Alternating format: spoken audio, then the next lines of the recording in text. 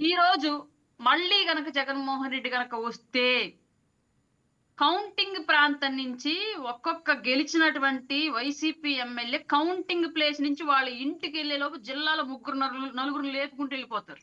ఇది క్లియర్. ఇది ఓపెన్‌గా చెప్తున్నా నేను. ఎందుకంటే వాళ్ళు ప్రతిసారి మీడియా ముందుకొచ్చి మనల్ని వార్న్ చేస్తున్నారు. ఏమని? "మేమొస్తాం, మీ సంగతి తేలుస్తాం. ఆఖరి డిపార్ట్‌మెంటోళ్ళని కూడా బట్టలుడదీస్తాం" అంటున్నాడాయన. సినిమా ఓపెన్‌గా సినిమా చెప్తున్నాడు. ఎందుకు చాటుగా చూపిస్తామంటున్నారు. కూడా చెప్పట్ల. సినిమా చూపిస్తామంటున్నారు మేడం.